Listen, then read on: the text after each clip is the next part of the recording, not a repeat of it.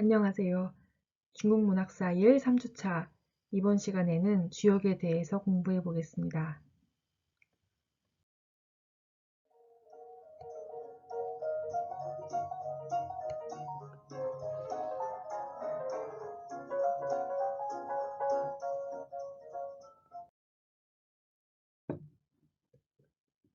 이번 시간에 생각해 볼 문제입니다.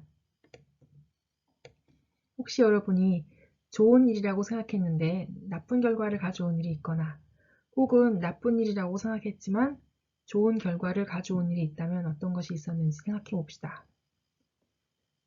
오늘 공부하면서 동전점으로 나의 괴를 만들어 보고 괴사를 찾아보도록 합시다. 주역을 실천적으로 응용하고자 할 때 주의할 점 무엇일지 생각해 보도록 합시다.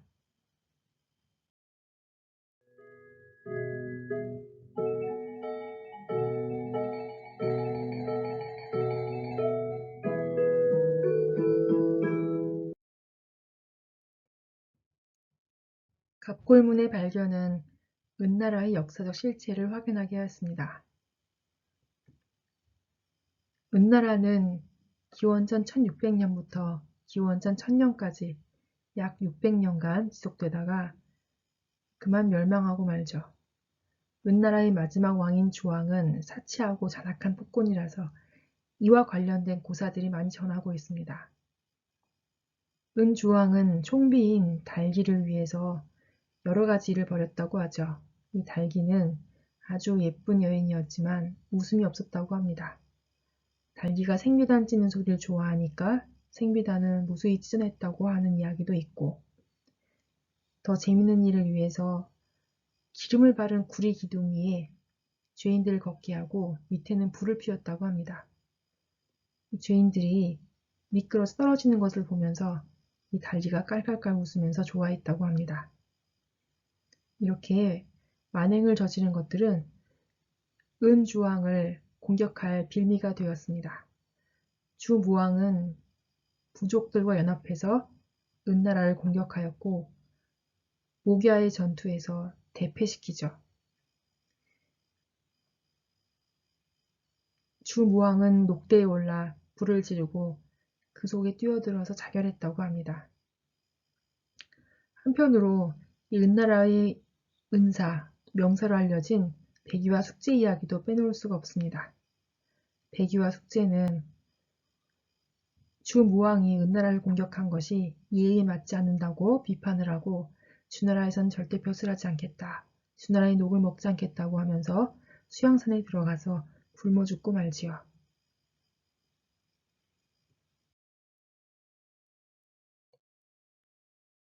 은나라를 이어서 중원지역을 차지한 주나라는 어떤 나라일까요? 주나라는 기원전 1046년부터 기원전 771년 춥추시기까지 역사를 가지고 있습니다. 주는 원래 희성씨의 부락 이름이었죠. 주부락의 시조라고 할 수 있는 고공담보는 부족을 이끌고 현 섬서성 기산지역으로 옮겨서 정착을 하고 세력을 갖추게 됩니다. 그리고 주문왕이 국가의 기틀을 갖춘 후에 그의 아들인 주무왕은 강한 국력을 바탕으로 주위의 부락들을 복속시킨 후에 은나라를 멸망시키지요. 그리고 도읍을 호경, 현재의 섬서성, 서안지역에 정하고 국호를 주로 하고서 봉건제를 실시합니다.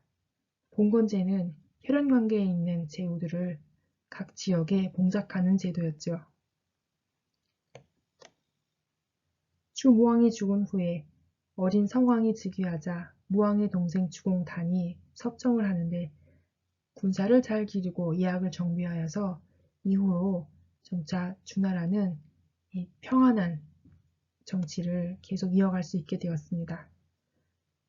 주성왕과 그의 아들인 주강왕이 재위하던 기간의 태평성세를 성강지치라고 불렀지요. 이렇게 주나라는 꽤 오랫동안 강성한 세력을 이어갑니다.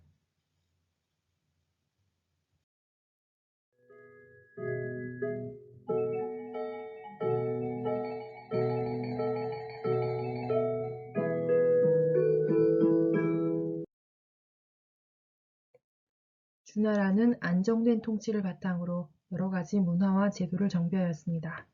그 중에 하나가 바로 이 주역이라고 할 수 있겠네요. 주역은 말 그대로 주나라의 역이란 뜻이지요. 역이라는 것은 복서, 즉 길흉을 점치는 점술서입니다. 하나라에는 연산역이 있었다고 하고 상해는 귀장역이 있었다고 하지만 전하지 않고 있었죠. 그런데 이 역이라는 것은 본래의 뜻은 도마뱀이란 뜻입니다. 도마뱀 중에서 상황에 따라서 자주 변화하는 것들이 있지요. 그래서 이 도마뱀이 주의에 따라 색깔이 바뀌는, 변하는, 바뀌는 그것 때문에 바뀐다, 변한다 라는 의미가 나타나게 되었습니다. 이 바뀐다는 것, 끊임없이 바뀌고 변화하는 것, 끊임없이 낳고 또 낳는 것을 역이라 한다라고 한 것이죠. 근데 이 변화는 생명의 과정이고 또 세상의 질서의 일부분입니다. 그래서 이것은 하늘이 돌아가고 세상이 움직이는 방식, 그 원리인 도와 일맥상통한다고 본 것입니다.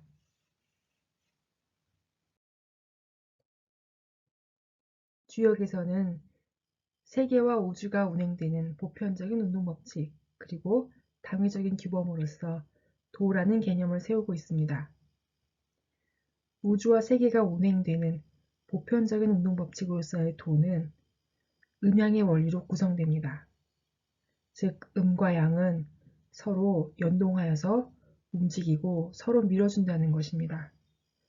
장자는 한마디로 역은 음양을 말하는 것이다 라고 했지요.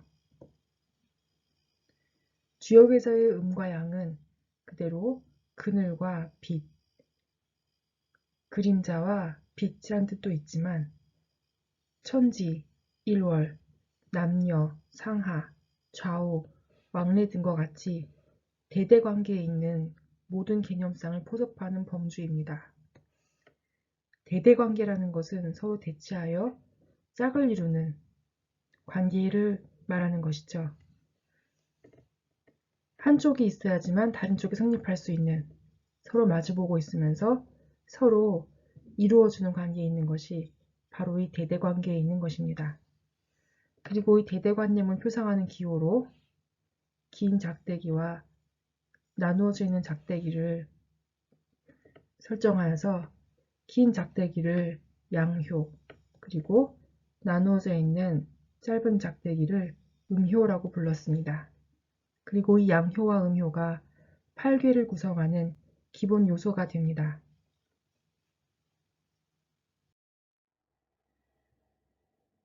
그리고 이 세계와 우주를 움직이는 도의 중요한 원리로서 양과 음을 나타내는 양효와 음효는 다시 8궤를 낳게 됩니다. 역에는 태극이 있으니 이것이 양위를 낳고 양은 사상을 낳고 사상은 8궤를 낳는다고 하였습니다. 양이라는 것은 아까 말했던 양효와 음효를 가리키죠. 양과 두 가지를 가리킵니다. 이 양과 음은 다시 쌓아 올려서 사상을 낳습니다. 사상의학에서 봤던 태양, 태음, 소양, 소음이 바로 사상이죠. 그리고 이 사상은 양위를 3개 쌓아 올리면 다시 8궤가 됩니다. 8궤의 궤는 만물을 표상하는 것이고 표상한다는 것은 본받는다는 것이라고 했습니다. 이 궤는 세상의 모든 존재를 표현하는 상징체입니다. 인간과 자연의 존재 양상, 그리고 변화의 원리를 상징하는 기호로서 이 궤가 만들어지게 되었습니다. 특히 복희씨가 8궤를 만들었다고 하지요. 8궤는 양효와 음효로서 쌓아 올릴 수 있는 8개의 형상체를 말합니다. 양효가 3개 쌓이면 건, 음효가 3개 쌓이면 곤이 되지요. 양효가 2개, 음효가 하나 쌓이면 태가 되고 양효가 하나, 음효가 하나, 양효가 하나 이렇게 쌓이면은 이가 됩니다. 이렇게 양효와 음효가 만들어낼 수 있는 괴의 가지수는 모두 8개이죠. 이 8괴는 각각 건, 대, 이, 진, 손, 감, 간, 곤 이로 이루어져 있습니다. 그리고 우주에서도 하늘, 연못, 불, 우레, 바람, 물, 산, 땅과 같은 기본적인 자연 요소를 상징한다고 알려져 있죠.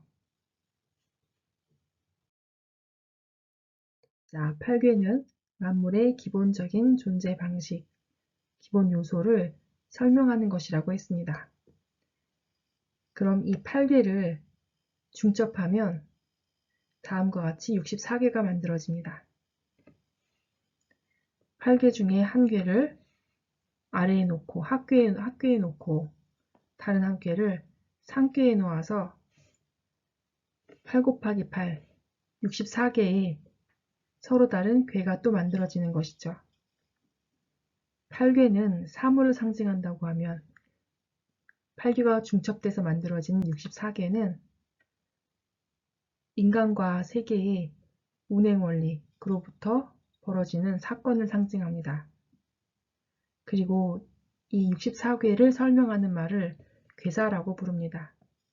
이 괴사는 상괴와 합괴가 결합하는 방식과 각 효 사이의 상호관계를 보이는 설명서라고 하겠습니다. 이 중에서 건과 건,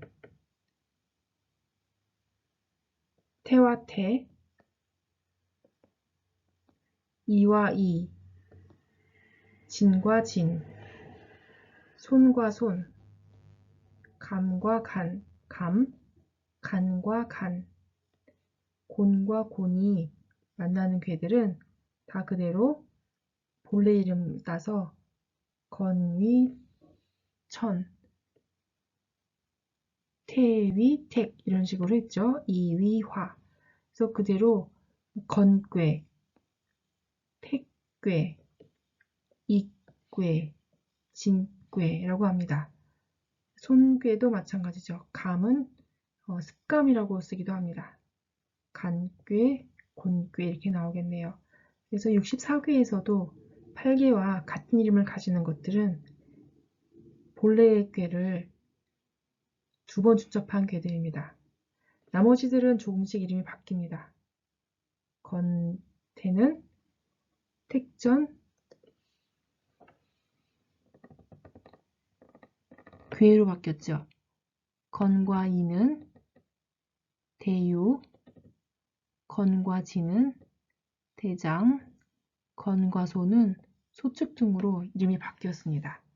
그래서 이것이 각각 건괴가 합괴가 되고 그 외에 상괴들에 따라서 또 결합되어지는 64괴를 말합니다.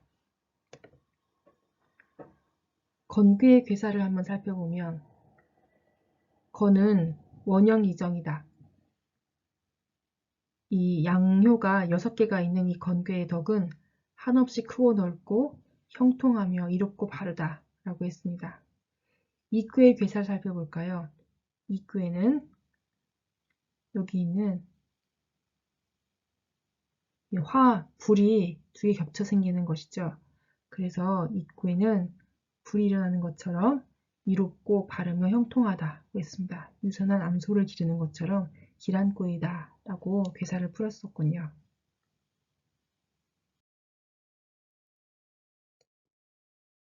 이 64괴에는 64괴를 설명하는 괴사뿐만 아니라 각 괴를 형성하는 양효와 음효에 대한 효사도 같이 있습니다. 문왕이 괴사를 만들고 주공이 효사를 만들었다고 하죠. 그리고 공자와 그의 제자들이 그 중에서 중요한 원리를 담은 시빅을 지었다고 설명합니다. 효사라고 하면 각 위치에 있는 효의 위상과 상호관계에 의한 각 효의 의미를 가리키는 것인데요. 이건 무슨 말이냐 하면 예를 들어서 습감을 봅시다. 습감은 아까 감괴, 학괴에도 감괴이고 상괴에도 감괴인, 그러니까 사실은 감괴이죠. 이 물로 이루어진 괴인데 이것을 습감이라고 부르기도 합니다. 이 습감괴는 물이 두 개 겹쳐 있는 것이라서 물 웅덩이를 이루고 있는 물에 빠진 모양이라 이 주역의 64괴 중에서도 아주 난괴에 해당하는, 좋지 않은 괴에 해당하는 그런 괴이죠. 그 중에 초욕은 제일 밑에 있는 첫 번째 효를 가리킵니다. 이것이 첫 번째 효가 음효이기 때문에 욕이라고 부른 것이죠. 만약에 첫 번째 효가 양효이면 이거를 구라고 부릅니다. 자, 습감괴의 첫 번째 음효, 이것이 바로 초욕이죠. 이 초욕은 물 웅덩이에서도 가장 밑은 물웅덩이 시작이고, 그리고 깊은 웅덩이의 바로 아래쪽이기 때문에 거듭된 험난에 깊은 웅덩이에 빠지니 매우 흉하다라고 얘기했습니다. 건괴의 구의를 보실까요? 건괴의 구의는 건괴에서 건과 건이 합쳐진 건괴에서 구, 그러니까 양효, 그리고 이니까 두 번째에 있는, 밑에서부터 두 번째에 있는 이 양효를 가리킵니다. 밑에서부터 두 번째에 있는 양효는 점점 상승하는 기세를 보여주고 있죠. 용이 밭에 나타나니 대인을 만나면 이로울 것이다 라고 설명했습니다. 그래서 각 64괴에서도 효사에 따라서 위치와 그 다음에 그 효사가 변화하는 관계를 설명해 주고 있습니다.